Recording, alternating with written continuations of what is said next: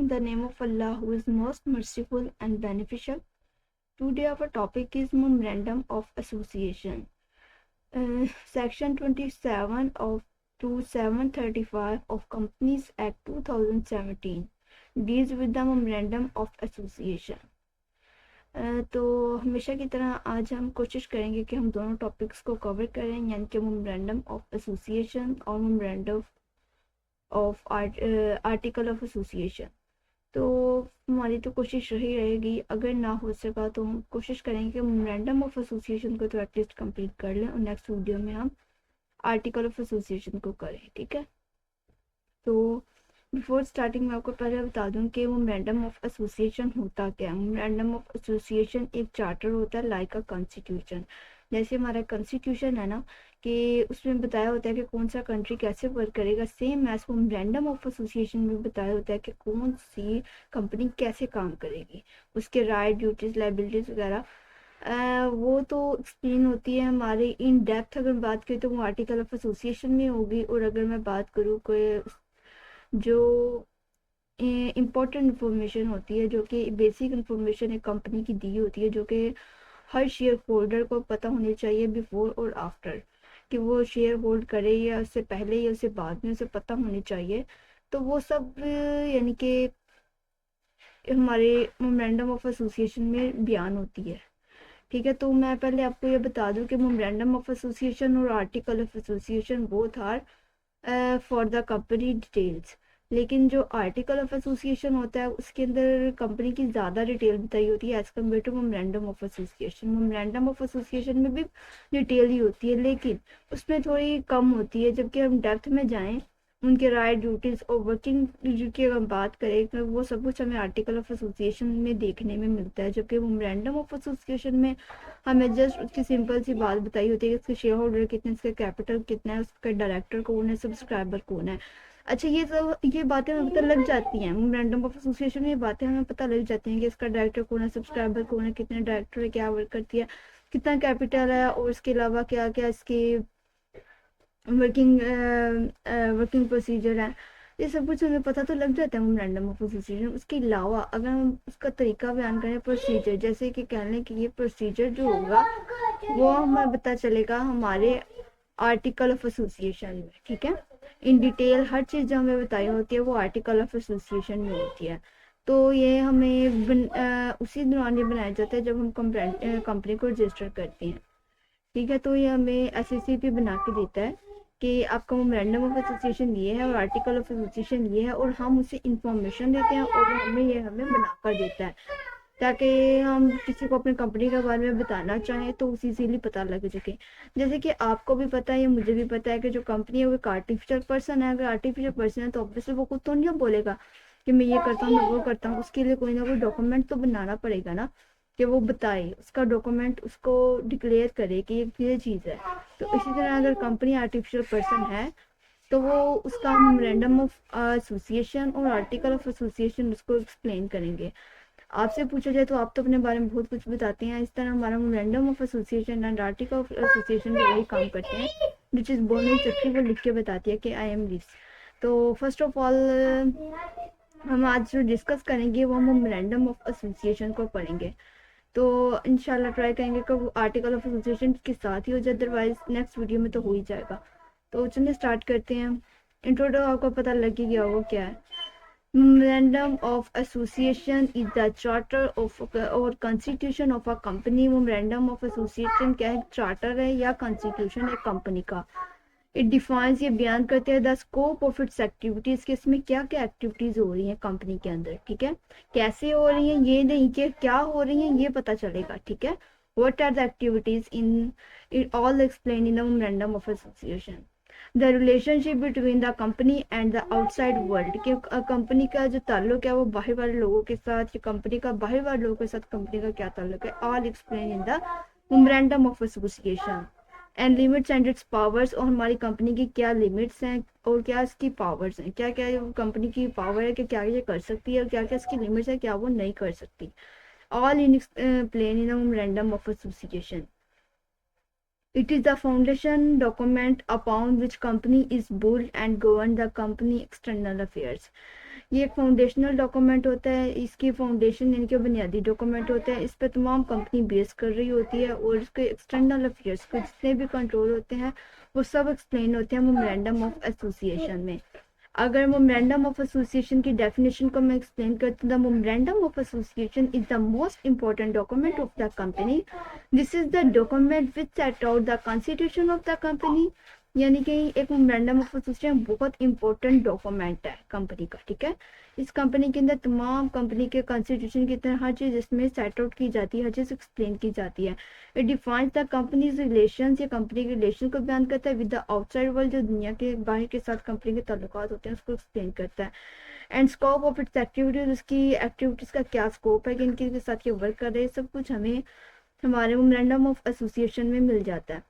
It's purpose is to enable the shareholder, इसका मकसद जो है शेयर होल्डर को इस काबिल करना, and creditors as well as those who deals with the company, और इसके साथ साथ वो लोग जो कंपनी के साथ डील करते हैं, to know the company's permitted range of the enterprises, कि इसके मकसद ये है कि जो भी कंपनी के शेयर होल्डर्स हैं, क्रेडिटर्स हैं, और इसके साथ साथ वो लोग जो कंपनी के साथ वर्क करना चाहते हैं, कंपनी के बारे में जानना चाहते हैं, कंपनी ने परमिट कर दिया कि आपको ये मालूमात आपके लिए इनफ है, ठीक है। कौन कैसे करती है? By the memorandum of association.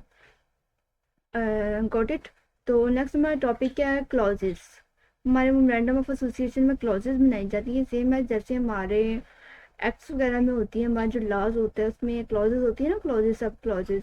तो इसी तरह इसको भी फॉर्मल वे में बनाया जाता है, फॉर्मल वे में इसको रिटन फॉर्म में लाया जाता है ताकि पता चले कि ये फॉर्मल डॉक्यूमेंट है। अब इसकी क्लॉजेज होती हैं वो देख लेते हैं। पहले तो नेम क्लोज है, फिर सिचुएशन क्लोज है, ऑब्जेक्टिव क्लोज है, लाइबिलिटी क्लोज है, और उसके बाद एसोसिएशन सब्सक्राइबर क्लोज है, मेमोरेंडम और कंपनी बाय शेयर्स क्लोज है, और इसके अलावा आगे सब क्लोज भी एक्सप्लेन है। तो पहले हम इनको देख लेते हैं जितनी मैंने आपको बताई है। मेमोरेंडम ऑफ एसोसिएशन, ये तो हमने पढ़ी, हमने क्लोज पढ़नी है। तो name close, the close contains the name of the company, ये वो क्लोज है जिसके अंदर कंपनी का नाम दिया जाता है। The name selected should not be similar और the identical with an existing company. ये कहते हैं कि कंपनी का जब भी आपने नाम बनाए ना, तो कुछ ऐसा ना हो कि वो दूसरी कंपनी के साथ मिलता जुलता हो या किसी और दूसरी कंपनी का हो, वो पहले ही एग्जिस्ट करता हो, ठीक है, और किसी कंपनी से मिलता जुलता हो और वो पहले एग्जिस्टेंस में हो ना। Also the name must not be one which is considered undesirable the central government, और ये भी नाम ना हो कि आपका जो नाम है वो सेंट्रल गवर्नमेंट की जो कंपनी है उसके साथ मिलता जुलता हो और अनडिजायरेबल और ना काबिल पसंद हो, ठीक है, गवर्नमेंट के लिए भी और हमारे जो सोशल लोग होते हैं, सिटीजन होते हैं, उनके लिए भी। आपने ऐसा नाम रखना है जो एक्सेप्टेबल और डिजायरेबल हो, हर पर्सन जो है वो लाइक करे, ना भी हर पर्सन लाइक करे, बट ऐसा ना हो कि वो सुनते ही इंसान को गुस्सा आ जाए, ठीक है, तो डिजायरेबल होना चाहिए। The name of the company should end with the word ad limited, जो कंपनी का नाम है उसका जो कंपनी होती है ना वो हमेशा या तो प्राइवेट लिमिटेड होती है या तो लिमिटेड होती है। अगर पब्लिक होगी तो लिमिटेड होगी, अगर प्राइवेट होगी तो प्राइवेट लिमिटेड होगी, तो उसके साथ हमेशा लिमिटेड या प्राइवेट लिमिटेड लिखा जाता है। अच्छा, तो इसका पर्पस ये होता है कि पर्पस ऑफ द वर्ल्ड, इसका मतलब ये होता है कि is to enable those who deals with the company to know that the liability of the members is limited. उनका मकसद ये होता है कि जो भी कंपनी के साथ ऐड हो रहे हैं, जो भी मेंबर्स इस कंपनी के बारे में इंफॉर्मेशन दे रहे हैं, उनको इस बारे में नॉलेज हो जाए कि कंपनी लिमिटेड है, इसके शेयर जो है वो लिमिटेड है, अनलिमिटेड नहीं है, ठीक है। आगे सिचुएशन क्लोज है। सेकंड सिचुएशन क्लॉज में ये होता है कि in this clause the state in which the company is registered office is located should be given. इसमें ये बताया जाता है कि जो कंपनी है इसका जो ऑफिस है वो किधर है, ठीक है, उसकी कंपनी की लोकेशन दे दी जाती है प्रॉपर, कि अगर कोई भी इशू राइज होता है इन केस तो वो उसका लोकेशन पे जाके मजीद इन्वेस्टिगेशन कर सकते हैं। To avoid any unnecessary legal formalities and expenses, ताकि कोई भी गैर ज़रूरी जो लीगल फॉर्मेलिटीज होती हैं उसे बचने के लिए, खर्चा से बचने के लिए उसका जो प्रॉपर लोकेशन है वो भी मेंशन कर दी जाती है इन सिचुएशन क्लॉज में। If there is a subsequent change in the address of the company, अगर सम टाइम ऐसा हो के बाद में कंपनी का एड्रेस जो बदल हो जाए, the exact address with in the state is not given on the name of the state is given.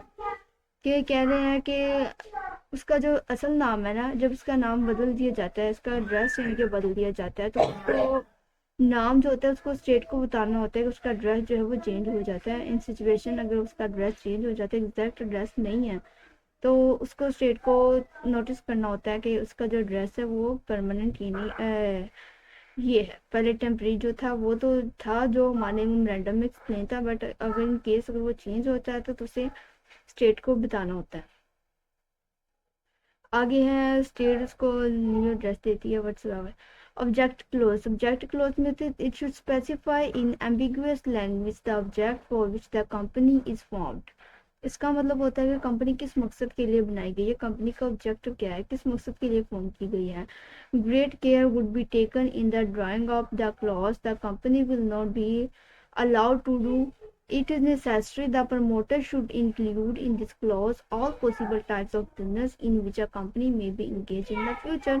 इसका मतलब ये है कि हमारा जो प्रमोटर है उसकी रिस्पॉन्सिबिलिटी आवाज होती है कि प्रोजेक्ट लेटर बाद में भी या पहले भी कोई भी प्रोजेक्ट बनाए जो कंपनी से मिलते जुलते हो, उसको चाहिए कि वो हमारे कंपनी का जो मेमोरेंडम ऑफ एसोसिएशन है उसको ऑब्जेक्टिव क्लोज में लाजमी इंक्लूड करे। ठीक है, समझ आ रही है ऑब्जेक्ट क्लोज की। ऑब्जेक्ट क्लोज का मकसद ये है कि कंपनी बनाने का मकसद क्या है। इन फ्यूचर अगर उसे किसी दूसरी कंपनी के साथ काम करना पड़ जाता है तो उसमें उसका प्रॉपर ऑब्जेक्ट पता होना चाहिए ताकि उसको मेमोरेंडम ऑफ एसोसिएशन से पता लग सके। आगे वो मेमोरेंडम ऑफ एसोसिएशन में नेक्स्ट क्लोज होती है liability clause. This clause state the liability of the members. ये क्लोज होती है, ये बयान करती है लाइबिलिटी मेंबर्स की। Is to the face value of the shares taken of them, जिनके जब उनको वो शेयर्स लेते हैं तो उनको पता लग जाता है उनकी लाइबिलिटी लिमिटेड है या अनलिमिटेड है। ये भी लाइबिलिटी क्लोज के अंदर आपने एक्सप्लेन करना होता है। If a member has already paid some amount of the shares that can be called upon to pay on the unpaid amount of the shares. यानी कह रहे हैं कि अगर कोई मेंबर है वो पहले ही पे कर चुका है कुछ अमाउंट और कुछ जो है वो उसकी अनपेड है, तो ये भी लाइबिलिटी क्लोज में होती है कि उसकी लाइबिलिटी है कि उसने उतना पे करना है। जितने उसने शेयर लिए थे उसने जितना पे किया उससे उसकी कुछ लाइबिलिटी है, तो वो भी हम मेमोरेंडम ऑफ एसोसिएशन में बता सकते हैं कि इस जो शेयर होल्डर्स की इतनी लाइबिलिटी रहती है। ठीक है, तो ये भी हम इसमें एक्सप्लेन कर सकते हैं। तो वो लाइबिलिटी जो होती है लाइबिलिटी क्लोज के अंदर भी हम ये मेंशन कर सकते हैं। आगे है कैपिटल क्लॉज। कैपिटल क्लॉज आपको पता है कि इसके अंदर कैपिटल बताया जाता है। In this clause particulars regarding to the amount of the share capital with which the company is proposed।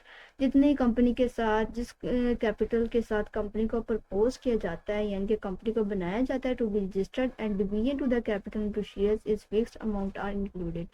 कि जितने भी अमाउंट जो शेयर्स के लिए फिक्स कर दी जाती है वो, और उसके अलावा जितना कैपिटल एक पर्सन ने इनके डायरेक्टर ने प्रमोटर ने यूज किया है वो कैपिटल आपने कैपिटल क्लॉज में लिखना है। Capital clause, liability clause, objective clause और उसके साथ नेम क्लॉज, सिचुएशन क्लॉज, ये क्लॉजेज आपने लाजमी याद रखनी है। आगे एसोसिएशन और सब्सक्रिप्शन क्लॉज, ये लास्ट क्लॉज का। This contains is a declaration by the subscribers to the memorandum. This declaration just precedes the names of the signatures of the memorandum। कि इसके अंदर सिग्नेचर्स होते हैं जो हमारे सब्सक्रिप्शन होते हैं जिन्होंने कंपनी में सब्सक्राइब किया होता है, कंपनी को एक्सेप्ट किया होता है और एसोसिएट किया होता है, कंपनी के साथ जुड़े होते हैं, उनके नाम वगैरह उनके सिग्नेचर्स वगैरह मेंशन किए जाते हैं एसोसिएशन में। तो बात वही आ गई कि कुछ ऐसी क्लॉजेज जो कि हमारे मेमोरेंडम ऑफ एसोसिएशन में लिखी जाती हैं वो है name clause, situation clause, object clause, liability clause, capital clause and subscription clause और या association clause you can see. तो ये कुछ ऐसी क्लॉजेज हैं जो कि हमारे मेमोरेंडम ऑफ एसोसिएशन में लाजमी इंक्लूड की जाती है, इसके बाद वो कंप्लीट ही नहीं होता। ये बेसिक क्लॉज है, इसके अलावा भी आप इंक्लूड कर सकते हैं जो आपको बेहतर लगे, बट ये जो क्लॉजेज हैं लाजमी होती हैं ताकि आपके कंपनी के बारे में, आपके कंपनी का नाम क्या है, उसकी सिचुएशन क्लोज क्या है, उसका ऑब्जेक्ट क्या है, उसकी लायबिलिटी क्या है, उसका कैपिटल क्लोज क्या है, उसका एसोसिएशन क्लोज क्या है, यानी कि उसका सब्सक्रिप्शन क्लोज में क्या क्या कौन कौन से पर्सन इंक्लूड हैं, उनके सिग्नेचर वगैरह लाजमी होने चाहिए। तो ये बातें हैं जो आपको पता होनी चाहिए जो कि हमारे मेमोरेंडम ऑफ एसोसिएशन की क्लॉज में लिखी जाती हैं। ये सब क्लॉजेज हैं, हमने एक एक क्लॉज का बयान किया कि capital clause, liability clause, object clause, situation clause, name clause and object clause.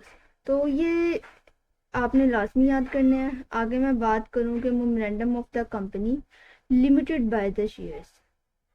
अगर in case of the company limited by the shares, अगर कंपनी जो है लिमिटेड बाय शेयर्स है तो इसके अंदर the memorandum shall state, the memorandum जो है वो क्या बयान करेगा, the name of the company with the word limited.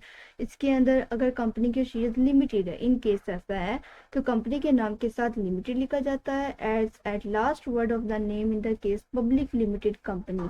इसके अंदर लिखा जाता है कि पब्लिक लिमिटेड कंपनी है, the partnership words private limited company. अगर वो पार्टनर थीसिस है and but private limited company, उसके साथ प्राइवेट लिखा जाता है। In case of the private limited company, अगर वो कंपनी प्राइवेट है and the partner thesis the words SMC यानी कि सिंगल मेंबर कंपनी। ऐसे होता है ना जो सोल मेंबर कंपनी या फिर कह लें कि जो सिंगल पर्सन की होती है वो भी प्राइवेट में होती है, तो उसको एसएमसी से जाहिर किया जाता है as at last word of the name single member company. ठीक है, तो ये सिंगल मेंबर कंपनी को शो करता है। 3 तरह कंपनी को पढ़ा हमने, single member company, private company और limited company. Limited company meaning public company. आगे मैं बात करूँ the province of the Pakistan not forming part of the province as may be in which the registered office of the company is to be situate. अगर जो पाकिस्तान या फिर जो सूबाई हमारी गवर्नमेंट है, not part of the province the company in which registered, जिसके अंदर कंपनी रजिस्टर की जाती है, इट्स टू बी सिचुएटेड, वो पाकिस्तान में सिचुएट है। क्या कह रहे हैं, अब ये देखें ना कि हमारी SECP है, SECP का security exchange commission of Pakistan. अब ये पूरे पाकिस्तान में वर्क कर रही है। अगर ये वर्क कर रही है प्रोविंशियल लेवल पे हो या पाकिस्तान यानी कि गवर्नमेंट, जिसने भी कंपनी रजिस्टर करनी है उसने एक ही इंस्टीट्यूशन में रजिस्टर करनी है जो कि सिचुएट है पाकिस्तान में। ऑनलाइन रजिस्ट्रेशन का प्रोसेस है। तो प्रिंसिपल लाइंस ऑफ बिजनेसेस इसमें सब क्लोज 2 में ये बात की गई है। आगे है मैं प्रोवाइडेड दैट, इसमें ये भी है कि एक्सेप्शन ये दी गई, the existing companies shall continue with their existence memorandum of association and the object state a serial number of one of the object clause shall be treated as the principal lines of the business. कि ये बात हो रही है कि जो company जब भी एग्जिस्ट होती है, ठीक है, एग्जिस्टेंस के साथ जब वो किसी कंपनी दूसरे पर्सन के साथ एसोसिएट होते हैं यानी कि उसके साथ मिलकर काम करते हैं, तो object clause shall be treated as a principal clause of business. जो हमारी ऑब्जेक्ट क्लोज है उसे ऐसे कंसिडर किया जाएगा जैसे कि वो principle of the business lines है, कि वो बिजनेस की क्लोज है। ठीक है, बात नहीं समझ आई? ये हम सब क्लोज ये मैं बता रही है कि हमारी जो कंपनीज हैं, इन केस अगर वो मेमोरेंडम ऑफ एसोसिएशन और ऑब्जेक्ट सीरियल नंबर 1 लाइन में ये बात बयान की जाती है कि उसमें जो भी ऑब्जेक्ट क्लोज में लिखा जाता है वो ऐसे एक्सप्लेन किया जाता है जैसे कि वो बिजनेस है। ठीक है, बिजनेस की लाइन, क्योंकि आप बिजनेस से स्टार्ट करने हैं ना, चाहे आप कंपनी के शेयर खरीद रहे हैं।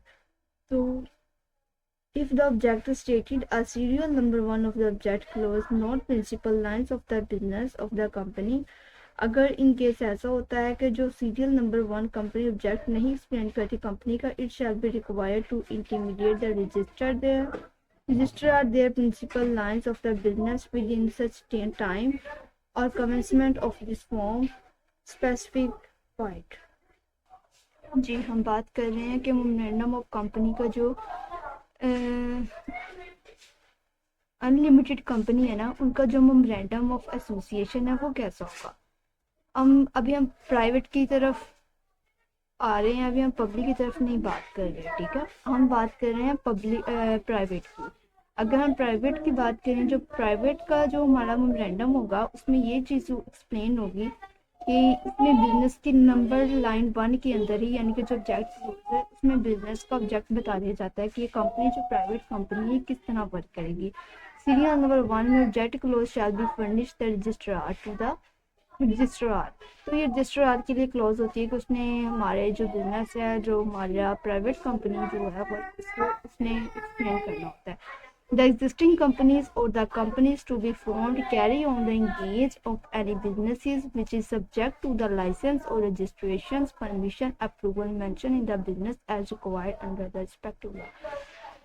यानी कि अब जब प्राइवेट कंपनी आपने बनानी है, आपने रजिस्टर में रजिस्टर तो होना है ना, और जब आप रजिस्टर लेंगे परमिशन के तौर पर आपको एक लाइसेंस इशू कर दिया जाता है, because your company is unlimited and private company. तो प्राइवेट कंपनी के केस में ये होता है कि हमारे जो ऑब्जेक्ट क्लोज होती है, एक तो उसके अंदर बिजनेस का ऑब्जेक्ट बता दिया जाता है, सेकंड में ये होती है कि जो कंपनी को हमारी कंपनी रजिस्टर होती है उसके साथ उसको रजिस्ट्रेशन दे दी जाती है, रजिस्टर के बाद उसको लाइसेंस दे दिया जाता है, उसको अप्रूवल मिल जाती है कि बिजनेस करने की अंडर द रिस्पेक्टिव जो भी लॉ हमारे अंदर वर्क कर रहा है। तो वो उसका मेमोरेंडम ऑफ एसोसिएशन की हम बात करें प्राइवेट कंपनी के अंदर। And undertaking as may be specified, और उसके अलावा कोई भी स्पेसिफिक चीज़ जो कि स्पेसिफाई करना चाहें हम अपने मेमोरेंडम ऑफ एसोसिएशन में कर सकते हैं। That the liability of the members is unlimited, ये भी बयान किया जाता है कि जो भी मेंबर्स हैं ना प्राइवेट कंपनी में, उनकी लाइबिलिटी जो है वो ये लाइबिलिटी क्लॉज में एक्सप्लेन कर दी जाती है, क्योंकि कंपनी की जो लाइबिलिटी है वो अनलिमिटेड है। इन केस अगर कोई लॉस होता है तो उसके मेंबर्स जो है वो अनलिमिटेड उनकी लाइबिलिटी, और वो अनलिमिटेड उन्हें पे करने जितना उनके पास होगा। आगे इसका सब सेक्शन 2 ये कहता है कि if the company has a shares companies the memorandum shell also state, memorandum ये भी बयान करेगा कि the amount of share capital with which the company proposes, जिसके लिए कंपनी को प्रपोज किया जाता है टू बी रजिस्टर किया जाए, and the number of the share shall be the subscriber, हर सब्सक्राइबर को इसमें एक्सप्लेन किया जाए, हमारी जो अनलिमिटेड कंपनी है जो जो इस कंपनी को सब्सक्राइब कर रहा है उसको भी मेंशन किया जाए, और कंपनी का जो शेयर है वो भी एक्सप्लेन किया जाए। ठीक है, बात ये हो रही है कि अनलिमिटेड कंपनी के अंदर ना, अनलिमिटेड कंपनी में ये होता है कि जब भी आपने अनलिमिटेड कंपनी का मोमेंटम ऑफ एसोसिएशन में लाना है, आपने बिजनेस के साथ साथ आपने उसकी लाइबिलिटी भी शो करवानी है कि अनलिमिटेड है, उसका कैपिटल कितना है, उसके सब्सक्राइबर कौन से हैं, और उसके नंबर ऑफ सब्सक्राइबर और नंबर ऑफ शेयर्स कितने हैं, all are explain the momentum of association. Just हमने बात की हम अनलिमिटेड कंपनी की अभी फिलहाल, उससे पहले हमने प्राइवेट की भी बात की थी जो हमने क्लॉसेस पढ़ी थी। आगे हमें इसका सेक्शन 13 बताता है कि boarding powers to a part of memorandum. आपने मेमोरेंडम के अंदर ये भी बयान किया है कि उसके पास कितनी पावर है कि वो बोरो कर सकते हैं किसी अदर कंपनी से, किसी बैंक से या किसी अदर इंस्टीट्यूशन से, ऑर्गेनाइजेशन से। अगर उसको बोरो करने के लिए ज़रूरत हो कंपनी को, अगर लॉस में जा रही हो तो उसके पास पावर भी तो होनी चाहिए कि वो बोरो कर सके। तो आपने एक्सप्लेन करने के हमारे पास कितनी पावर है to boring anything and money in difficult situation। आगे है nothing standing anything in the content. Paragraph में ही आपको बताया गया है कि आपके पास कितनी पावर है कि आप लोन कर सकते हैं बैंकिंग कंपनी ऑर्डिनेंस के तहत, और इसके अलावा इंटरेस्ट जो होता है रेजिंग जो सोर्सेज जैसे कि इंस्टीट्यूट और इंस्टीट्यूशन जनरल पब्लिक वगैरह से अगर आपको बोरो लेना पड़े तो आपने ये भी मेमोरेंडम ऑफ एसोसिएशन में लिखना है आप किन किन बैंक से अपना लोन जो है वो ले सकते हैं इन डिफिकल्ट सिचुएशन। ठीक है, आगे हम memorandum to be printing, memorandum को प्रिंट किया जाए। ऐसे नहीं कि आपने सॉफ्ट फॉर्म में कंप्यूटर वगैरह में बना लिया है या फिर आपने इसको ऐसे ही रख लिया है कि पीडीएफ बना के, ऐसे नहीं, आपने इसको प्रिंट फॉर्म में लाना है और साइन और डेटेड वगैरह जिसमें मेंशन करनी है। ना मेमोरेंडम शाल भी, मेमोरेंडम जो होगा printed in the January acceptable, जनवरी तौर पर जो हमारा मेमोरेंडम है वो एक्सेप्ट किया जाता है जो प्रिंटेड फॉर्म में हो। ठीक है, सॉफ्ट फॉर्म में नहीं, फिजिकल को हार्ड फॉर्म में उसको होना चाहिए। डिवाइडेड इनटू पैराग्राफ्स, उसको डिवाइड किया जाना चाहिए। पहले मैंने इंट्रोडक्शन में बात उसको डिवाइड ऐसे किया जाना चाहिए कि उसको कंसिक्यूटिवली इसको बयान किया जाना चाहिए, यानी कि उसको एक तरतीब के साथ लिखा होना चाहिए। ऐसे नीचे पैराग्राफ कोई बड़ा कोई छोटा कोई अगर कोई पीछे, ऐसे नहीं, एक तरतीब होनी चाहिए जैसे कि हमारे एक्ट की होती है। साइन बाय ईच का सब्सक्राइबर, हर सब्सक्राइबर के साइन होने चाहिए। Who shall add his present name in full, his occupation nine and the nationality, उनकी नेशनैलिटी, उनका residential address and such particulars as may be specified in parents. Witnesses who shall the attested signature and shall likewise his particulars। उसके अलावा कुछ भी ऐसी चीज़ जो कि important है पता होनी चाहिए एक शेयर होल्डर को जब वो शेयर होल्ड करे, और उसके अलावा डेटेड भी होनी चाहिए कि कब इसने एक्वायर की है कंपनी, कब शेयर्स होल्डर ने कंपनी के शेयर जो है वो एक्वायर किए हैं, कितनी कॉस्ट में किए हैं, और उसका एड्रेसेस क्या था, और कुछ ऐसी इन्फॉर्मेशन जनरली जो हर किसी को पता होनी चाहिए वो सब मेमोरेंडम ऑफ एसोसिएशन में लिखी जाती है। आगे है अल्ट्रेशन ऑफ मोमेंटम, इसका सेक्शन 32 हमें ये बताता है। सेक्शन 31 हमें बताता है कि आपने प्रिंटेड फॉर्म में लिखने। सेक्शन 30 हमें पावर ऑफ बोरिंग बताता है।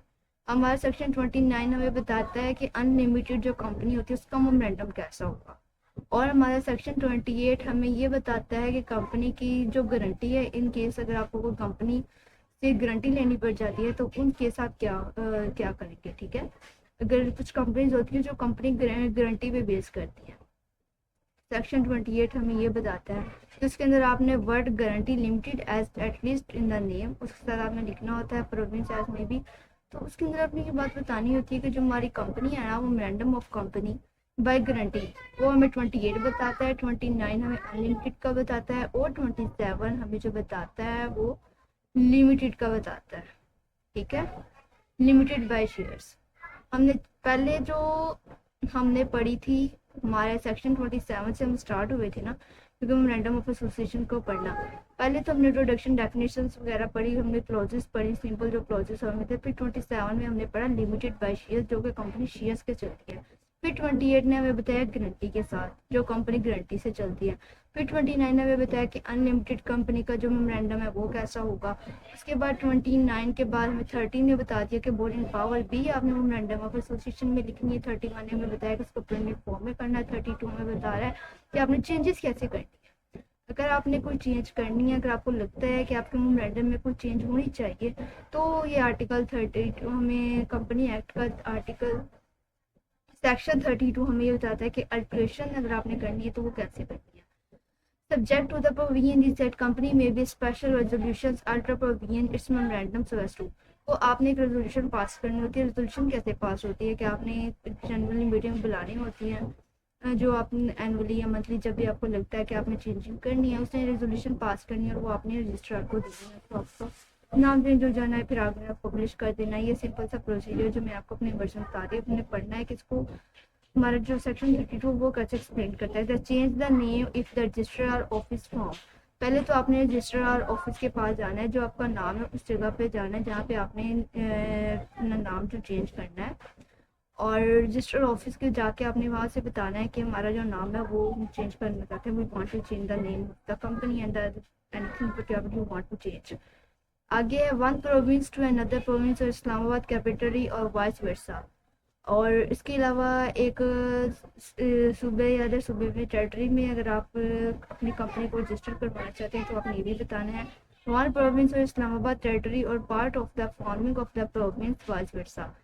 Change in the principal line of the business, आपने बिजनेस की लाइन चेंज करनी है, इनके बिजनेस का जो एक्टिविटी है वो चेंज करनी है। Adopt any business activities and changing the subject registration permission approval and वही बात है कि आपने पहले क्या करना है, लाइसेंस और रजिस्ट्रेशन जो भी आपने परमिशन लेने के लिए अंडर आपने एप्लीकेशन मूव करनी है, इसको देनी है, रजिस्ट्रार को देनी है। The alteration shall not take effect until the except so far confirm by the commission of petition, जब तक आप एप्लीकेशन नहीं देंगे, इससे कंफर्म नहीं होगा, तब तक आप उसमें अल्ट्रेशन नहीं कर सकते। Provided that the alteration so has to change in the principal line business shall not require confirmation by the commission, कोई भी जो लाइन है प्रिंसिपल लाइन है वो तब तक रिक्वायर्ड नहीं होगी, कंफर्म नहीं होगी, जब तक वो कमीशन से कंफर्म नहीं हो जाए। कमीशन क्या होता है, कमीशन एक बैठाया जाता है अभी कंपनी की चीज़ें प्रोटेक्शन के लिए, रजिस्टर जो करते हैं वो इस बात को कंफर्म करेंगे तो आपका जो नाम है वो चेंज होगा। A company of order of the confirming the operation duly certified in the authorized officers of the shall be forward to the company and register within the 7 days from the date of the order, कि आपने उसको date बतानी होती है, तो आपको date बताता है 7 दिन के अंदर आपका जो नाम है जो ऑपरेशन आप करना चाहते हैं इट विल बी डन। तो आगे है a copy of the memorandum of association altered pursuant of the order sections within the 30 days from date of the order filed to the company registrar who registrar the respect to the alteration and confirmation has been complied with the memorandum so filed to the memorandum of the company। बात वही आ गई कि आपने memorandum के अंदर जो भी नाम लिखना है, जो भी नाम आपके मेमोरेंडम में लिखा जाएगा उसके लिए आपने प्रूफ एविडेंस देने होते हैं कि आप क्यों चेंज करना चाहते हैं, रीजन बतानी होती है। उसके बाद जो कमीशन होता है वो बात को इन्वेस्ट करता है कि आपके वाकई चेंज होने चाहिए, इसके बाद वो चेंज कर देता है कमीशन देता है। प्रोवाइडेड द कमीशन में ऑर्डर, कमीशन आप ऑर्डर भी कर सकता है एट एनी टाइम किसी भी ऑर्डर के एप्लीकेशन बाय द कंपनी और sufficient cost show the extend to the filing memorandum with the registrar this section for which the period things proper, कि वो आपको उस टाइम भी देता है कि अगर आपने चेंज करना है तो ठीक है, अदरवाइज वो आपको टाइम देता है कि आप इसके इन 7 दिनों के अंदर अंदर आपका जो नाम है वो चेंज हो जाएगा। वेयर द अल्ट्रेशन इन्वॉल्व, यहाँ पे आपकी अल्ट्रेशन जो होती है वो शामिल होती है। द रजिस्टर और office jurisdiction of the company, registration office and other physical record of the company shall be transfer to the registrar and the concern through the company registrar in those jurisdiction registered through the companies has been shifted। जब commission ने देख लिया आपका नाम change होना चाहता है, उसने रीजंस भी आपने दिए, उसने देख ली, तो फिर वो क्या करता है, जब उसको लगता है ठीक है इट इज़ ओके, तो फिर वो क्या करता है, हमारे कंपनी के रजिस्ट्रार को भेज देता है जिसने रजिस्टर करना। तो ऑब्वियसली जब उसने अप्रूवल दे दिया, आपने एप्लीकेशन दिया, आपने रीज़न बताई, उसने अप्रूवल दिया, अप्रूवल के बाद उसने क्या कर दिया, रजिस्ट्रार को भेज दिया। रजिस्ट्रार ही है ना जिसने आपका नेम शिफ्ट करना है, तो वो कंपनी के रजिस्ट्रार को शिफ्ट कर दिया जाता है आपका जो एप्लीकेशन चलता है, जो आपका नाम है। तो रजिस्ट्रार ने क्या करना होता है, will that person involve changes in the principal business activity shall file amended memorandum of association with register within 30 days shall recorded to the purpose of this act. ये पर्पज ऑफ दिस एक्ट यानी कि जो भी नाम आपने देना होता है 30 दिन के अंदर अंदर जो हमारा रजिस्ट्रार है वो आपके नाम को चेंज कर देता है। और जो भी आपने नाम न्यू रखा होता है या जो भी आपने चेंजेस करनी होती हैं उसके अकॉर्डिंग आपका जो नाम है वो चेंज हो जाता है सेक्शन 32 के तहत।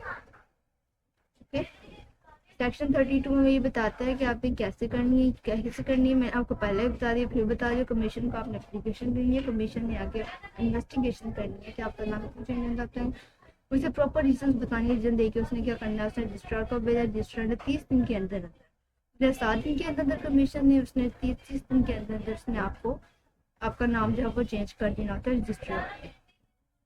अगर मैं सेक्शन 34 की बात करूँ तो सेक्शन 34 बताता है powers of the commission one confirming alteration. हमारे कमीशन के पास क्या पावर्स हैं कि वो कंफर्म कैसे करते हैं। The commission may make an order confirming the alteration on such terms and condition I think as fit and the order share cost of the think it's proper. जो कि उसको लगता है कि प्रॉपर नाम कुछ प्रॉपर फीस वगैरह होती है जो कि आपसे चार्ज की जाती है जब आप अल्टरेशन को कंफर्म करवाते हैं, तो उस दौरान आपसे जो चार्ज की जाती है, तो क्योंकि उसमें अल्टरेशन करवानी होती है तो कमीशन के थ्रू आपकी अल्टरेशन हो जाती है। Exercise of the discretion of the commission, the commission shell exercise the discretion under the 32 and 33। 32 में अल्टरेशन आपने नाम बताया, 33 के अंदर ये होता है कमीशन कंफर्म करता है। पावर है उसके पास कंफर्मेशन की पावर है कमीशन के पास। अब 32 में आपने अल्टरेशन कराया, 33 में हमारे कमीशन की पावर को बता दिया गया। प्रॉपर उसने सोचना होता है, सोच विचार करने के बाद जो फीस चार्ज वगैरह होता है उसके बाद ने आगे प्रॉपर रजिस्ट्रार को भेजना होता है। अब अंडर सेक्शन 32 एंड 33 की अगर मैं बात करूं तो interest of the members of the company any clause of them as well as to the rights and interest to the creditor if he thinks gives such direction and make orders, it may be expedient for the facilitating carrying out or such arrangement। Section 35 ये बयान करता है कि कोई भी ऐसी चीज़ जो कि अगर आपने चेंज करनी है, आपने क्या करना है, आपने कमीशन को बताया, कमीशन ने रजिस्ट्रार को बताया और आपके विद इन 30 डेज या 17 डेज इसमें एक्सप्लेन थे, इतनी देर में अगर आपकी चेंजेस हो जाती है, ठीक है, वेल एंड गुड। और उसके बाद उसका इफेक्ट क्या होगा, effect of alteration in memorandum और आर्टिकल्स। अगर आप कोई अल्टरेशन करते हैं या तो आर्टिकल में या मेमोरेंडम में, तो आपकी जो डेट होती है उस डेट के बाद मेमोरेंडम और article on which the become members if so for alteration requires him to take subscriber one shares, कि आपने इन्फॉर्म करना होता है जो भी सब्सक्राइबर जो शेयर होल्डर्स आपकी कंपनी के साथ वर्क कर रहे होती है, जिसके साथ जुड़े होते हैं, आपने उनको एक नोटिस देना होता है और आपने फिर उसको पब्लिश करना होता है कि सबको पता चल जाए कि आपने जो चेंजेस किए हैं अपने मेमोरेंडम या आर्टिकल ऑफ एसोसिएशन में, उसका इफेक्ट ये होगा कि उनको भी इस बात का नॉलेज हो जाएगा। अदरवाइज आप पे लाइबिलिटी हो जाए कि हमें तो इस बात का पता ही नहीं था। तो वो इस बात से बचने के लिए आपने क्या करना होता है, इफेक्ट उस पर ये करना है कि अगर आपको लगता है चेंजेस हो गई हैं, लगता है फिर क्या आपको पता है कि वो चेंजेस हो गई हैं, तो आपने इसका इफेक्ट ये होगा कि आपने सबको नोटिस करना होगा। और उसके अलावा उनकी लाइबिलिटी जो है, अगर वो केस वो लेकर तो उनकी लाइबिलिटी जो इंक्रीज हो जाती है उसको पेनल्टी इंक्लूड हो जाती है, क्योंकि उसने रीजन भी बतानी होती है, उसने कंपनी के साथ साथ एक मीटिंग भी देनी होती है, नोटिस भी देना होता है इन राइटिंग और before after the operation amount to, और वो बॉन्ड होता है कि वो उनको इन्फॉर्म करे, ठीक है, जब वो मेंबर एग्री हों तो फिर आगे वो मजीद पब्लिकेशन करे, पहले वो मेंबर्स को इन्फॉर्म करे। ठीक है, कौन करेगा, प्रमोटर करेगा या डायरेक्टर करेगा। इसने चेंजेस का सोचा, उसने कमीशन से कहा, कमीशन रजिस्टर चेंज कर दी। अब चेंज कर दी तो उसने आगे अपने जो शेयर होल्डर्स हैं या जो भी मेंबर्स हैं, सब्सक्राइबर्स हैं, उनको तो इन्फॉर्म करना है ना। तो सेक्शन 35 हमें ये बताता है कि इफेक्ट क्या होगा, कि अगर मेमोरेंडम आर्टिकल में चेंजिंग हो जाएगी तो क्या होगा, व्हाट विल हैपन, क्या होगा, लाइबिलिटी राइज होगी अगर वो इन्फॉर्म नहीं करेगा। ठीक है, ये बात हो रही है, इनकी लाइबिलिटी जो होती है वो इंक्रीज हो जाती है। जो डेट और कैपिटल अदरवाइज ऑन मनी वे भी कंपनी, जो भी कंपनी का पैसा वगैरह था बराबर। तो उसमें सेक्शन 35 और जो हमारा अल्ट्रेशन होता है, इसमें ये बात हो रही है कि अगर अल्ट्रेशन हो जाए, चेंजेस हो जाए, तो उसका इफेक्ट क्या होता है दोनों में, आर्टिकल में भी और मेमोरेंडम में भी। तो सेक्शन 35 हमें ये बताता है। पेनल्टीज इम्पोज होती हैं वो मैं बताऊंगी, पढ़ाऊंगी। तो सेक्शन 34 हम एक्सरसाइज ऑफ डिस्क्रिशन कमीशन की बताता है कि जो हमारा एक्सरसाइज ऑफ कमीशन है उसके पास भी डिस्क्रिशनरी पावर है। अगर उसको लगता है कि आपका नाम जो है वो नहीं ठीक, तो वो कुछ डायरेक्शंस और ऑर्डर्स भी देता है, एक्सरसाइज पावर करता है हमारा कमीशन। 34 और 33 हमें पावर्स ऑफ कमीशन बताता है। सेक्शन 35 जो हमें इफेक्ट बताता है। सेक्शन 32 आप ये कह लें कि रजिस्ट्रार और कमीशन को डील करते हैं कि कैसे चेंजेस होंगे, प्रोसेस का है। 31 आप पहले पढ़ चुके हैं कि मेमोरेंडम प्रिंटिंग होना चाहिए। तो ये कुछ सेक्शन थे जो हमने कंपनी में पढ़ ली हैं, जो हमारे मेमोरेंडम ऑफ एसोसिएशन में थे। तो आगे बात कर तो आर्टिकल ऑफ एसोसिएशन को अगर मैं अभी से पढ़ाना स्टार्ट करूँ तो मे बी ये लेक्चर 1 घंटे से 1.5 घंटे तक चला जाए, तो ये आपको शायद समझ ना हो, आप मिक्सअप हो जाए। तो पहले आप मेमोरेंडम ऑफ एसोसिएशन को समझ लें, आर्टिकल ऑफ एसोसिएशन को मैं नेक्स्ट वीडियो में आपको ना कवर करवा दूँगी ताकि आप इजीली इसको समझ सकें। तो एमओए आपको पता लग गया क्या होता है। MOA means memorandum of association, simple form इसका एमओए कहा जाता है। हर कंपनी का होता है, चाहे वो प्राइवेट है, चाहे लिमिटेड है, अनलिमिटेड है, गारंटी है, कोई भी कंपनी है, चाहे वो सिंगल मेंबरशिप कंपनी है, उन सब का अपना अपना मेमोरेंडम ऑफ एसोसिएशन लाजमी होता है। उसमें क्लोजेस भी लिखी जाती हैं, उसके अंदर अल्ट्रेशन भी हो सकती है, कुछ प्रोसेस है कमीशन रजिस्ट्रेशन के थ्रू हो सकता है। और अगर इन केस अगर वो सबको नोटिस नहीं करते तो उन पर पेनल्टी भी इम्पोज हो जाती है। अगर वो कोई ऐसा नाम रखते हैं, कुछ ऐसे लीगल वर्क करते हैं, तो भी उन पर पेनल्टी इम्पोज हो जाती है। पेनल्टी वाला टॉपिक तो भी हम कर नहीं रहे हैं, हम तो जस्ट मेमोरेंडम ऑफ एसोसिएशन की बात करें। इसमें भी बात कह रही है कि आपने हर चीज़ लीगल और ऑथेंटिक और प्रॉपर लिखनी है। ठीक है, इसमें आप सब्सक्राइबर, डायरेक्टर वगैरह की नाम वगैरह, उनका एड्रेसेस वगैरह प्रॉपर आपने मेंशन करना है। अगर किसी को भी कोई ज़रूरत हो तो वो उसके अकॉर्डिंग वर्क कर सके, उसके अकॉर्डिंग जान सके। तो बात ये हो रही है कि आपने मेमोरेंडम ऑफ एसोसिएशन की हर वो चीज़ बयान करनी है जो कि आपको लगता है कि एक पर्सन को इस कंपनी के बारे में पता होना चाहिए, एक शेयर होल्डर को या कस्टमर को, क्लाइंट को ये पता होना चाहिए। तो इनलीगल वे में आपने कोई वैसा काम नहीं करना जो कि हमारी कंपनी के या हमारे लॉ के अगेंस्ट हो। अगर ऐसा करते हैं तो भी आगे पेनल्टी इम्पोज हो जाती है, और अगर आप नोटिस नहीं करते तो भी पेनल्टी इम्पोज हो जाती है। अगर आप नाम ऐसा रख देते हैं तो भी पेनल्टी इम्पोज हो जाती है। कुछ भी कुछ ट्राइड लायबिलिटीज होती हैं। अगर आप कोई वर्क कर रहे हैं, किसी कंपनी का रजिस्टर, कंपनी को रजिस्टर करते हैं, आप एक आर्टिफिशियल पर्सन को के साथ वर्क करते हैं, यानी कि एक आर्टिकल पर्सन बनाते हैं, कंपनी बनाते हैं, तो उसके आप पे कुछ लायबिलिटीज होती है ना। तो वो लायबिलिटीज ये होती है कि आपने ऑथेंटिक वर्क करना है। जब ऑथेंटिक वर्क कर रहे हैं, लीगल वर्क कर रहे हैं, तो आपने उसका अपना मेमोरेंडम ऑफ एसोसिएशन भी प्रॉपर बनाना है। उसके अंदर हर चीज़ मेंशन करनी है अबाउट द कंपनी। तो आज के लिए इतना ही, इंशाल्लाह नेक्स्ट वीडियो में मैं आपको बताऊंगी आर्टिकल ऑफ एसोसिएशन होता क्या है। जितना हो सका मैंने बताया। ये सब जो वर्डिंग है जो यहाँ पे मैंने मेंशन की है ना नोट्स में, सारी वर्डिंग आई थिंक सो, मुझे लगता है कि ये सारी वर्डिंग जो आपकी बियर एक्ट की है, बियर एक्ट का मैंने इतनी ईजी वे में बता दिया है। उसके अलावा भी मे बी इसमें कुछ क्यूरीज वगैरह आती हों तो वो आप मुझे कमेंट में पूछ सकते हैं। कमेंट सेक्शन होता है, आपको पता है, वहाँ से आप मुझे मैसेज कर सकते हैं। अब जिस तरह मैंने आपको बता दें, मुझे नहीं लगता कोई क्यूरीज रहती होगी तो आपको उतना नॉलेज तो हो गया होगा कि हमने इसको कैसे कवर अप करना है। बेसिक ये होता है कि हमारा कॉन्स्टिट्यूशन की तरह ये है, मेमोरेंडम ऑफ एसोसिएशन होता है, हर कंपनी का होता है। इसमें बेसिक और जनरल हर मालूमात एक्सटर्नल अफेयर के बारे में बयान की जाती है। इंटरनल में बात नहीं करते, एक्सटर्नल की बात की है तो एक्सटर्नल अफेयर्स के बारे में तमाम गाइडलाइंस मौजूद होती हैं मेमोरेंडम ऑफ एसोसिएशन। तो मेमोरेंडम ऑफ एसोसिएशन को हम डिफरेंस पढ़ेंगे with the article of association इंशाल्लाह नेक्स्ट वीडियो में मैं पढ़ाऊँगी। तो आज हमने पढ़ा हुआ 27 टू लेके 35 तक। 35 हमने पढ़ लिया है अभी से, 35 पढ़ लिया है हमने। आगे जो आर्टिकल एसोसिएशन है वो 36 टू 45 है, वो अभी नहीं मैं आपको करवा रही हूँ, आपको नेक्स्ट वीडियो में करवाऊँ। ये नेक्स्ट जो है ना 10 सेक्शन ये बाद में हो जाएगा, क्योंकि हमें डिफरेंस भी तो पढ़ना है ना साथ में। तो हम काम करते हैं, आज वाइंड अप करते हैं, तो इंशाल्लाह नेक्स्ट वीडियो में आर्टिकल ऑफ एसोसिएशन को देखेंगे। अल्लाह हाफिज़।